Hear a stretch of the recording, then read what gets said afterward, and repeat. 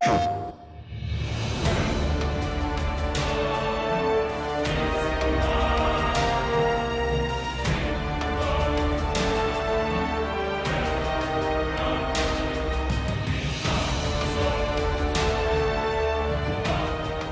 I'm Todd Pappy, Game Director, God of War Ascension.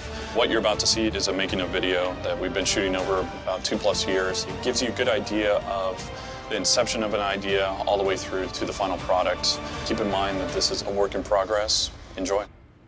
The Empusa is a mythological character, which is this sort of succubus type. The character from mythology is a woman with a flaming head, bat wings, one bronze leg, and then the other leg is the leg of an ox. So the character itself is ridiculous. So I did a whole lot of sketches that followed the canon to a T, and it was wrong. It just looked stupid.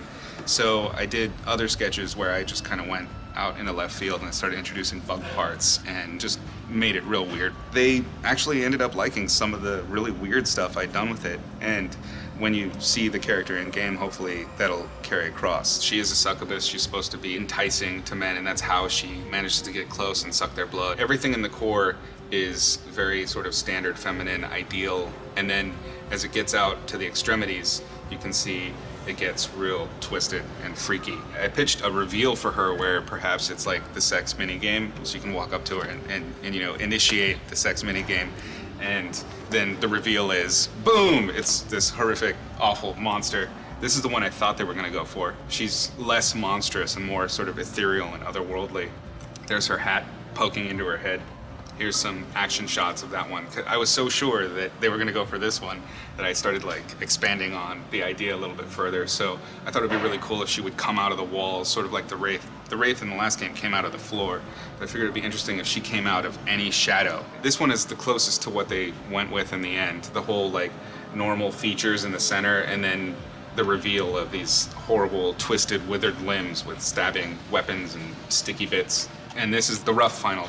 There ended up being some color shifts and some changes to her headpiece, but overall, this is pretty much what we ended up with in the game.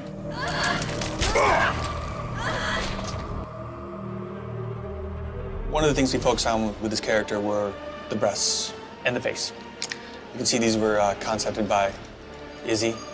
Izzy concepted some of the best boobs in the industry. So there's a good roadmap there. So we kind of focus here, obviously, on making her feminine. The rest of it is easy. Creature stuff is just fun. This is meant to seem kind of traumatic of a transformation. As you can see, there's still some dried blood, and it's kind of poking through, almost as if it's kind of creeping its way up her body. Her head will be covered in flame. There'll be smoke and whatnot coming out of her back. This will all be glowing. The most interesting things probably about her are these joints. You can see there's our ball joints, and all of them can rotate 360 degrees, which allows for a lot of pretty interesting animation.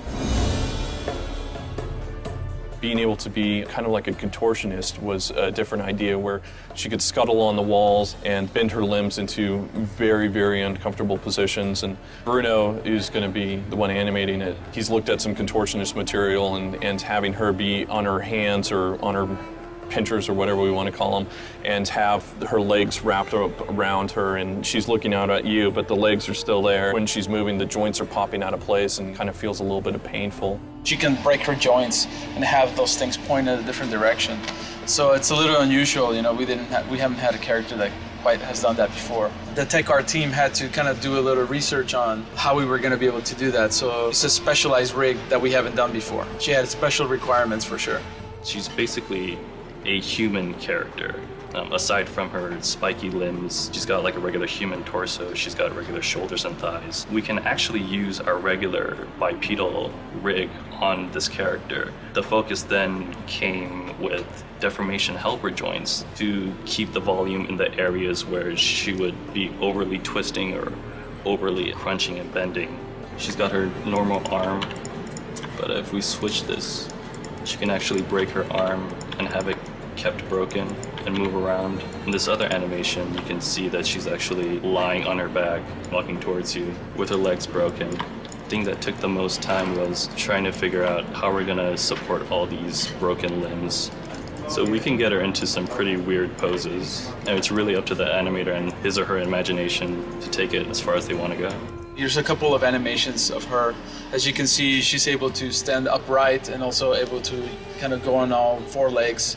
She's very acrobatic. Some of the inspiration was sort of the capoeira Brazilian martial art. She's able to use her limbs in many different ways. This is more of the seductress stance, seductress pose. She's very delicate, almost like a ballerina. She's very graceful. That's something that we wanted to get across, that she could be this sort of graceful character, but at the same time, very threatening. So as you can see here, it's more like the spider mode climbing up the wall. We wanted to make her feel different than any other character that we've done before. The actual kill sequence, once Kratos gets his hands on her, he's basically slamming her to the ground, twisting her limb backwards, and basically using it to drive her back through it.